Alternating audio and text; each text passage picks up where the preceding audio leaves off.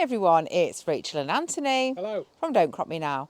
It's the 29th of August and it's time for our next plot tour in sunny-ish South Manchester. So let's start on plot 5B, and this is a half plot. We have been harvesting thick and thin really on our plots, but we've also been very busy because it has been our allotment site open day and show, and that's taken up a lot of our time to organise. But let's have a look at what is still in and what the crops are like here. So just in front of us you can see we have got a lot of beetroot. This has been super slow this year. When I say that, it's growing well, but it's taking a long time for those roots to thicken up. But we have picked quite a bit of beetroot so far, really predominantly over the last couple of weeks, and we should be going on into September making some good harvests from this bed. Just behind me here is our new flower beds, and the idea of this is that we were going to put carnations into this bed, and they are just starting to bud up. I'm really quite pleased about that because I did quite try to stick to being able to pinch out those tops to increase the number of blooms. And looking at this, some of them do look like that it's done quite well in that respect, and there's a lot of blooms that are starting to appear on some of these plants. Other than that, in this bed we have got some lavender, so we're going to have a little bit of a lavender border on there, and that has grown a lot in the last couple of months since it has been in. And there's a few other plants really to fill the space on this end. Behind me we've got more stuff for the pollinators. I didn't do this on purpose, I didn't mean to leave these to go to seed, but we had a period where there was a bit of hot weather over a few days, and this coriander and rocket just completely went to seed. Having said that, it is very popular with pollinators, and it is quite a pretty plant in itself. And obviously you can eat the seed, you can eat the seed green, and you can save the seed for cooking and also save the seed for planting. So I'm not too worried about that. I think it's a good crop in itself. If you do choose to do this with your coriander, just be aware that it self seeds really effectively, so you will get coriander coming up in many areas of your plot, and that's not necessarily a bad thing, but just be aware of it. Over here, which is our brassica sort of section, we have had a brilliant harvest of Calabrese broccoli. You can actually see here within there's two heads of broccoli that have gone to seed, and that was just because we were so busy with the show. I just didn't realise they were going over, and they just went to seed. But the cauliflowers that are in this bed are a little bit of a different story. I would say that we haven't had any cauliflowers yet. Hang on a minute. No, not really. It wasn't a cauliflower. I thought I was getting a bit excited then. We haven't had any cauliflowers yet. I don't know if they will heart up, but cauliflowers can grow quite well all year round. So I'm not going to give in on those yet, but the majority of the Calabrese have been cut. We have cut the top so the tops can actually sprout some extra little sprouting bits on there, so we've left those in. We still need to keep these covered because of the pigeons and the cabbage white butterfly. Behind me in this bed we've got pretty good attempt on Brussels. We have not uncovered and weeded or sorted this bed at all since it went in, so there are a few weeds in there, and there is a big section on this end that also has leeks in, and within there it definitely needs weeding and sorting. I'm pretty sure in the last two videos for the last 2 months I've said, oh, I need to get in here and I need to weed around these things. So it shows you with the no dig, actually there's only a few weeds, it's not that bad.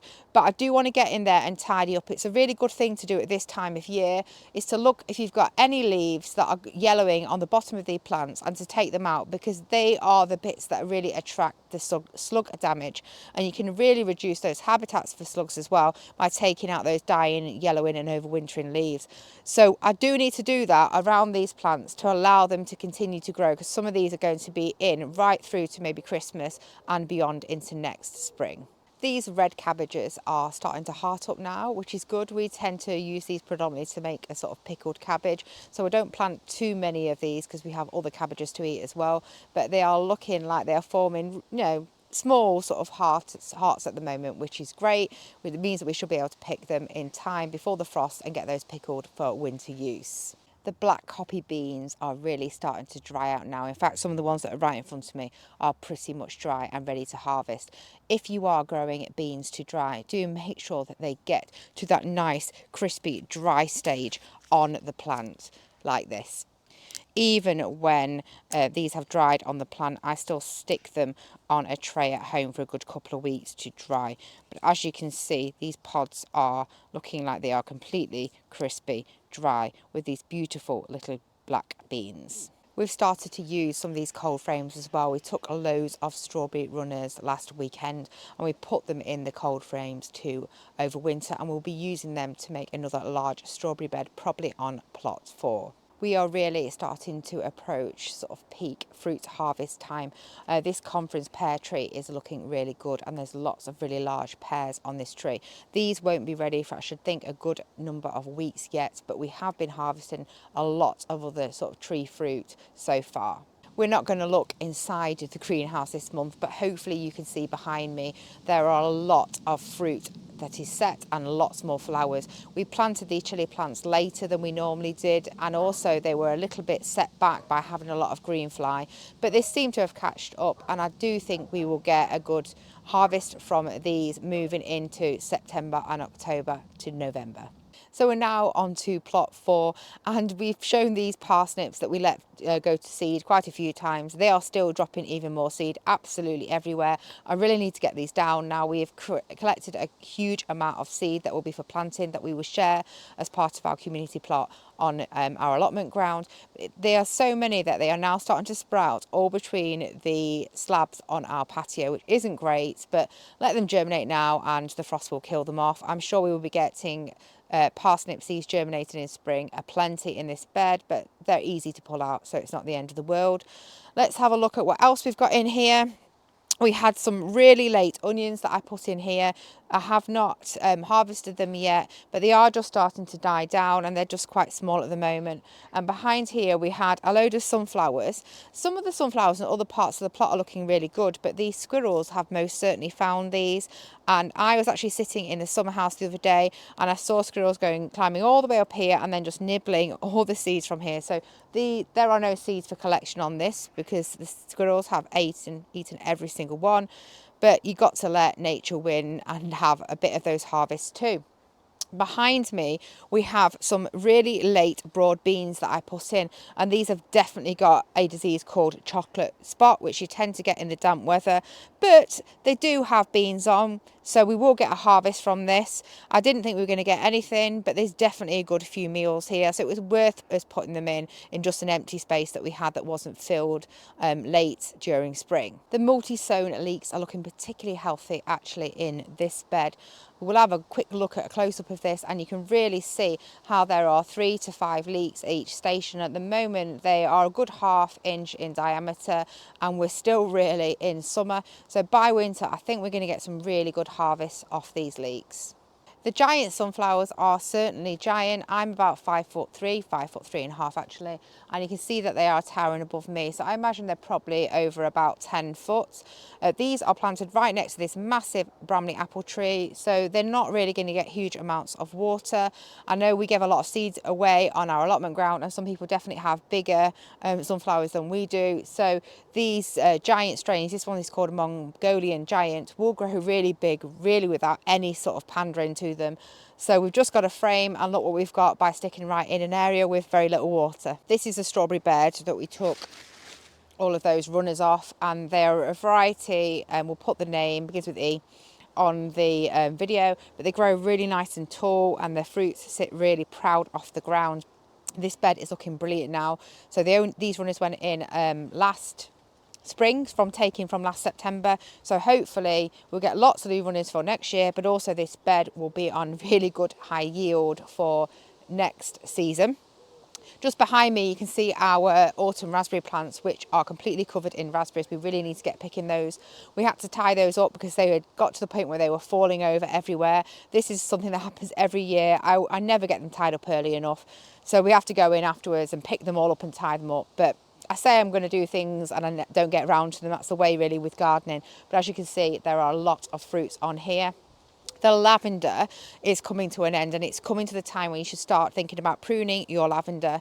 So we definitely need to do that. You prune it after it has finished flowering, and here you can see there's just a few flowers that have not dried out, and a lot of these have started to dry out, so it's perfect time for pruning to try and keep a nice shape. we definitely need to get on with that on the list for September jobs. The courgettes are starting to look decent now. I think I was saying in the last video that we hadn't actually had any courgettes, or there was one growing on there, but they're really coming into full production now. Even in this wet weather, they're looking pretty healthy, these leaves. Not really got lots of signs of fungal problems or anything like that yet. So I do think that we will get a continued harvest of these courgettes for a while. And behind me we have our wall of dahlias. Again, looking really beautiful, really pleased actually with that frame that we put up, that recycled frame, because it's doing a really good job. And you can see they're probably up to about 6 foot, aren't they really, those dahlias? So that frame is definitely doing a really good job. Right in front of me, where we have our little pond and our rockery area, this is going to be up for development in the winter. I am planning in some way, and I'm not quite sure how I'm going to do it yet, I'm going to make a 2-level pond. So we've got a higher bit which uses this waterfall to go down into the lower bit. So we're probably going to have to use this area to build the other part of the pond, so it's got a higher and lower bit. I will try to reuse a lot of these rocks around there and some of these rockery plants as well. So watch this space. That's definitely a winter development job. We have started to have a bit of a tidy up in this area and just look at some of the beds that are clear. I don't think I'm going to plant some green manure because I'm hoping to get a delivery of horse manure as soon as I can, and I'll put this straight onto some of these beds. But we have had a big problem with squirrels, and what they love to do is to dig in these potato pots. So some of you will remember that we were growing these potatoes underneath these frames to support the foliage. We had cut them back last month because we'd got the start of blight. So the potatoes themselves will store well in these tubs for use right through to spring. But the squirrels were digging in these tubs and they're just throwing the potatoes out and making a right mess. So I decided to move them all from the framed area, stack them up and put this EnviroMesh type netting over the top just to try and slow down those squirrels.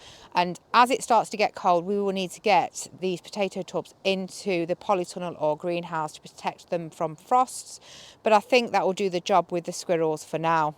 We have these 2 lovely sunflowers that are actually growing in 2 of the potato pots. We grow all of our potatoes in our homemade compost, so that sunflower seed is probably likely inside the actual compost. But I managed to get those out from those frames, and now they can continue to give us a bit of sunflower love really from in between those potato pots, which is nice.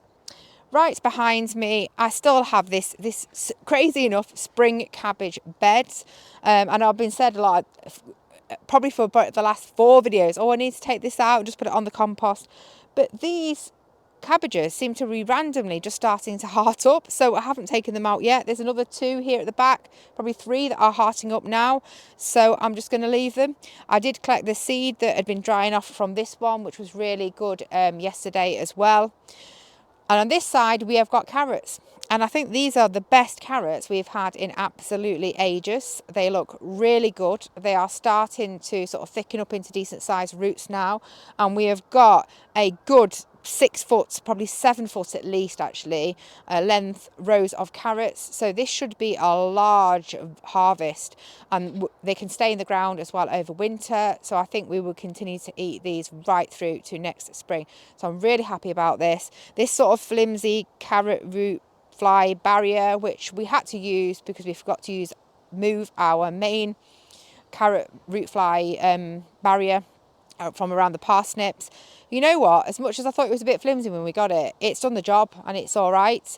So I'll have to make sure it doesn't stay out over winter, but I think I will be using this again this year. We've not got any carrot root fly within these carrots, so it does what it says on the tin. Just over here we have a load of beans, and within here there are loads and loads of beans set, and you can see how big it is. Probably similar to last month, but the beans have increased in number and increased in size. And we're still getting some flowering here on these sweet peas, but they are now setting a lot of seed. I think I'll just leave those, but they have reached the top of this climbing structure, so they're okay. They look quite pretty, and it's good to collect the seed anyway. This pumpkin bed has definitely come alive since last month. As you can see here, there were nothing. I don't think there was even any flowers last month because it went in so late. There are a number of pumpkins that are that sort of size. We are expecting to get some decent weather in September, so I'm pretty confident these will continue to grow and ripen off in time for Halloween anyway. So I do think we will get some. There's actually quite a few that are within this bed. So within these two plants, there's a number of fruits. The green beans are actually growing now. It took me about 2 or 3 attempts to get these to even germinate this year, which is very unusual. But as you can see, they've gone in late and they are in full production and now. And behind me, we have got runner beans doing the same thing. And behind, we have got more dried beans, and these are a beautiful chestnut bean, and it's a lovely, a really pretty looking pod. So the beans are definitely ready to harvest, probably bags a week really from now for the next few weeks. Talking about coriander, we had bits that had self-seeded here, which I let grow, and they are starting now to set seed. So if we have a close look at that, you can see lots of that green seed that will set off and will dry and can be saved, but it's quite nice to eat as well. And even from a small couple of plants, you get loads and loads of seed. The sweet corn has set corn, but the squirrels have most definitely found the corn. So I think we're going to have to check these off, and in fact we might actually do that tonight and maybe take a couple of these home so we have a chance of potentially getting any of these sweet corns. I've just harvested one corn that these squirrels have not got and had a quick look at this, and as you can see here, I do think this is just about ready. It is quite a light coloured corn. I think I'm going to harvest these and definitely take them home for dinner tonight. And here I've got this sweet corn we'll take home for dinner. But this is the flower bed at the front of plot 4, and it's, what we say, passable. It's okay. It's not doing too bad. It's definitely still got some blooms, and it's got a lot of things that really quite attracting those birds with those seed heads, which is nice going on towards the end of summer and into autumn. And now onto the final plot. This is the half plot 2B. I'm right in front of our main composting area. We have started stacking a lot of stuff for composting, and it's at this time of year that you really get that massive volumes of green materials that you can use for your composting. So we're going to have to do some sort of moving and turning of compost to be able to get new areas to stack. We've also got all our leaf mould that we need to move so we can create more space to collect this year's leaf mould as well. That has to be a huge job for us to do in September. But behind me in the fruit cage, you can see I've had a little bit of a tidy up in there. It's not brilliantly tidy, but we have harvested, I would say, the majority of the fruit in there. If anything, there is just a few sets of blueberries left. We harvested lots of plums this week.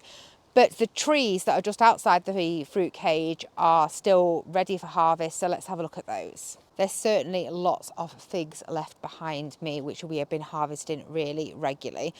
At this time of year, the wasps tend to find them if you let them stay very ripe on the tree. So there is definitely a lot of wasps, there we go, around this area. The actual apple trees and pear trees that are on here have not had a brilliant yield. I think they've dropped a lot of their fruits. We have started doing a bit of summer pruning on the pear and the apple trees, and you can see this one here. So summer pruning is particularly important. What you want to do is to reduce some of this upwards long sappy growth that you get during spring and summer, and that means that the fruiting spurs will set in a more compact area for next year. So these will still get pruned again in winter, but I have done that predominantly on this tree. There was a lot of growth going up on there. These other trees are a lot smaller anyway, so we didn't have to do as much pruning. And on this one here, which I am planning to grow in some sort of cordon direction for 2 separate varieties, we need to take out some of this growth that is coming up from the bottom. That is actually coming from where we must have buried the rootstock, so we need to keep a good eye on that. I might actually take this tree out and put it into a slightly different area, because if we start to tie it in this direction, it's sort of in the way, and in this direction, it's probably in the way. So I think I need to find a new place for this where we can perhaps maybe trellis it in a little bit of a more organised fashion.